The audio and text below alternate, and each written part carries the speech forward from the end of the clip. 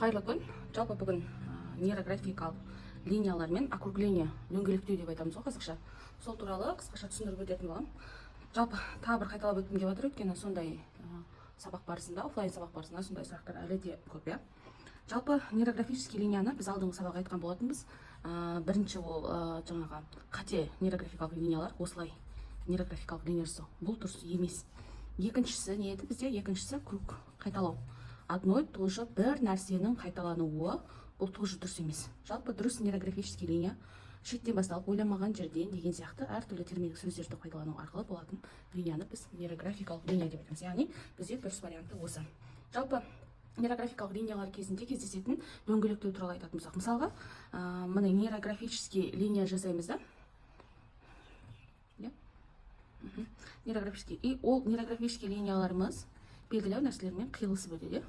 Осылай қиылыстар болуы мүмкін. Осы жердегі округление туралы түсіндіріп өткім келеді. Сіздерге міне қараңыздар. Мына жерде қараңыздар, бұрыш пайда болды. Бұрыш пайда болды. Мен ерекшелік көрсеттім. Осы бұрыштарды біз дөңгелектеуіміз керек нейрографикада. Яғни бұрыштардың көп болуы, яғни арман орындалмайды, мақсатыңыз орындалмайды деген сөз емес. Ең бастысы осы жерлерді бұрыштар дөңгелектеу. Яғни бүйтіп былай сұрақ қояйықшы. Дөңгелекпен айналған дұрыс па? Оңай ма? Жоқ әлде бұрыштармен айналған оңай ма? Әрине дөңгелектермен, иә. Осы бойынша міне қараңыздар. Міне, мен мына жақтан алдым да, былай қарай дөңгелектедім. Екіншісін алдым да, осылай тағы да дөңгелектедім. Үшінші бұрышын алдым да, осылай дөңгелектедім. Және мына бұрышын алдым да, осылай дөңгелектеп ортасын бояп қойдым. Міне, осы бізде округление деп айтылады. Тағы да біреуін көрсетейін. Мына жердегі тұстарда мына линияның қиылысын тоже көрсетейін. Мына жердегі бұрышты аламын да, мен жұмсартам. Былай айтқанда бұрышты жұмсарту ғой. Екінші бұрышын аламын да, тағы жұмсартам. Міне, үшіншісін аламын да, тағы жұмсартам. Төртіншісін аламын да, тағы да жұмсартам. Міне, бізде нейрондар пайда болды деген сөз. Яғни кез келген запросымызға байланысты біздің нейрондарымыз пайда болып жатыр. Міне, тағы бір тұстан көрсетейін. Аламын бұрышты, дөңгелектеймін. Екіншісін аламын, дөңгелектеймін. Үшіншісін аламын, тоже дөңгелектеймін. Дөңгелектеген жердің ақ жерін бояп қоямыз, иә, міне қараңыз. Міне. Мына бұрыштың қарай аппақ болып қалып кетті, дөңгелектеген жерін өз жерімізді былай бояп қоямыз. Міне бізде нейрондарымыз пайда болды. Жалпы бұл нейрографический линия кезінде, иә, былай жанасу деген де болады. Осы жанасқан жерлерді де округлять ететін боламыз. Яғни бұл жерде екі бұрыш шығатын болады. Мына жерде округлять етеміз. Мына жанымыз так бізде дөңгелектенген. И келесі жанымызды алып дөңгелектейміз.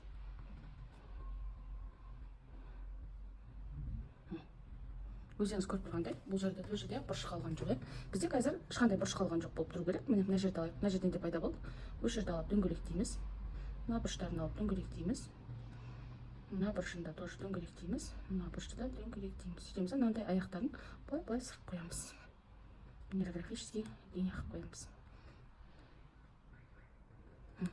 Бізде осылай болады. Және де тағы да бізде кездесетін нәрсе ол мынандай фигуралармен жолғамыз. Қараңыздаршы, кейбір жерлерде біз үш бұрыштармен жолғамыз, немесе жаңағы төрт бұрыштармен жолғамыз, немесе кругтар болады, немесе жаңағы басқадай жартылай деген болады. Мысалға мынандай контурдың шетінде, дәптердің шетінде осылай жартылай деген болады.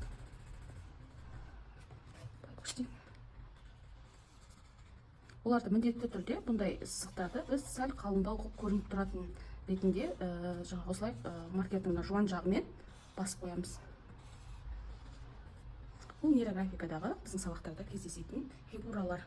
Осындай бір фигураны, например, фиксация деп айтайық, дөңгелекті фиксациялық дөңгелектер болады. Мысалы, мына жерде мен осы жерді фиксация жасадым. Қараңыздар, мен фиксациямды қалың, жуан етіп көрсетіп қоямын. Енді бұл жерде де қараңыздар, қиылысқан жерде шеңберіміздің, фиксациямыздың қиылысқан жерінде де бұрыштар пайда болды. Қараңыз, ішкі жақтағы бұрыштар, сыртқы жақтағы бұрыштар. Міне, мына жерде де қараңыз, мына жерде де қараңыз. Осылай бұрыштар пайда болды. Осы жерлерде де округление жасайсыздар. Бұл жерде тоже біздің округление дөңгелектеуімізді талап етеді. Міне, ішкі жағын істедім қазір. Енді сыртқы жағын істеп жатырмын. Қараңыздар, сыртқы жағын істедім. Міне, тоже самое, мына жақтан да ішкі жағын істейміз. Мына жерін сыртқы жағын істейміз. Мына жағымыз бізде тең болып тұр. И мына бұрыштан аламыз, жұмсартамыз. Мына бұрышты аламыз да жұмсартамыз. Міне қараңыз. Осы нәрсені толық түсіндіріп кеткім келеді, себебі осы нәрседен көп бізде офлайн сабақтарда көп студенттердің қиналатын нәрсесі осы нәрсе. Бүгінгі сабақта да офлайн сабақ болды. Сол кезде де түсінгенім, студенттер осы округлениені жасаудан қиналады. Қараңыздар. ішкі жағы, сыртқы жағы. Ішкі жағы, сыртқы жағы. Мына жерде қараңыз, ішкі жағы, сыртқы жағы, ішкі жағы, сыртқы жағы. Міне, қараңыздар, біз осылай округление жасап шығатын боламыз барлығын. Нейрографикада барлық қиылыстың барлығы толығымен округление жасалынады. Сонымен қатар бізде тағы да бір кездесетін нейрографикалық неге суреттеріңізде кездесетін, біз оны орыстар көбінде вообще христиан өкілдері жалпы негізі Россиядан шықты ғой, бұл нейрографик автор Павел Пискарев деген кісі. Кездесетін нәрсе вселенныйға отправить ету. Бүкіл нейрографикамыз бітеді, иә, салып округлениесін жасап болғаннан кейін, запростың бәрін жіберіп болғаннан кейін вселенныйға отправляем деп айтады да, вселенныйға жіберем деп айтады. Біз оны мен өзім үшін өзім мұсылман халқы болғандықтан Алла жолы деп айтам. Мен өзімнің қалауымды айттым, не керек екенін жеткіздім. Енді орындаушы бір Алла деп мен Алла жолына жіберетін нейрографикалық линия саламын. Ол үлкен маркердің көмегімен болады. Міне, бұл нейрографический линия. Белгілі бір линияның үстінен жүру мүмкін, нақса өз алдына шығу мүмкін. Осылай нейрографикалық Аллаға жіберетін қалың линиямыз пайда болады. Бұны барынша қалыңдау етіп көрсетуге тырысамыз. Өйткені бұл картинкамыздан біздің ерекшеленіп тұру қажет.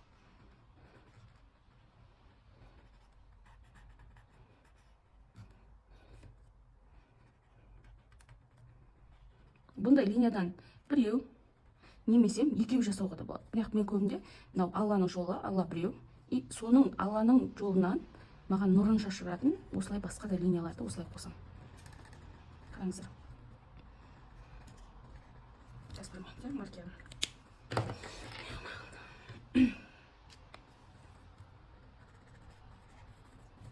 И осылай жасап екеу қалдырсаңыздар болады, немесе үшеуге дейін істеуге болады.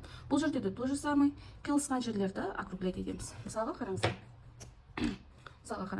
Мынау Алланың жолы деп айттық қой, вселенныйға ең соңғы жіберетініміз, Алланың орындауына жіберетініміз. Орыстардың вселенныйға отправить етем деген жерлері қиылысты, бізде қараңыз. Бірінші мына фиксациямен қиылысты, ол жерді округлять етеміз, қараңыздар. Ол ішін, сыртын округлять етеміз. Дөңгелек дейміз, қазақша айтқанда. Мына бір нейрографикалық линияны тоже қиып өтті, қарасаңыздар. Міне, осы жерде тоже дөңгелек дейміз. Бұл жерден де біздің новый нейрондар пайда болып жатыр. Каждый новый нейрон, кез келген нейрондық линиямыз, нейрондарымыз пайда болып жатқан қиылыстарымыз қаншалықты көп болған сайын, соншалықты біздің арманымыздың, запросымыздың орындалатыны белгілі. Яғни көп болған сайын, значит, сіз көп жұмыс істеп жатсыз. Сіз, значит, өміріңізде көптеген өзгерістер алда сізді күтіп тұр.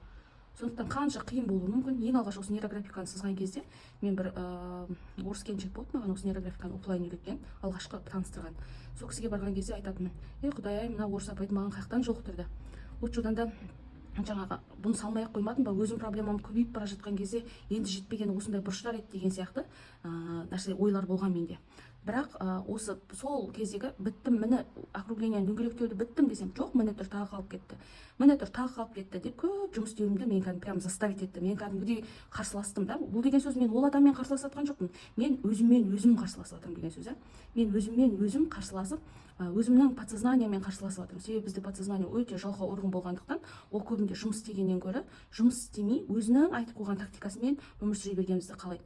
Поэтому егер сондай қарсылықтар кездесіп жатса, осы нейрографикалық картинкасы кезінде салған кезде одан қорқудың қажеті жоқ.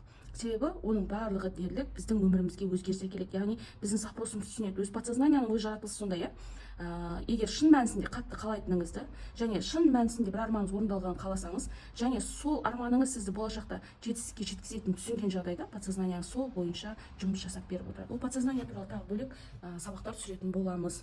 Міне сіздермен таныстырып өткім келгені осы нәрселер. Егер түсінбесеңіз, қайтадан айналдырып көріңіз, қайтадан қараңыз. Себебі бұл нейрографиканы, линияларын дұрыс орындау біздің мақсатқа жетуімізге үлкен мүмкіндік береді. Яғни мақсатқа жетуімізге үлкен көмегін тигізеді. Сондықтан осыны көріп, түсінбеген жеріңіз болса комментарийға қойып, немесе өз пікірлеріңізді бөліссеңіздер, сұрақтарыңызға және сонымен қатар сұрақтарыңызға барынша жауап беруге тырысамын. Рахмет. Қазақша контентті қолдайық, құрметті достар.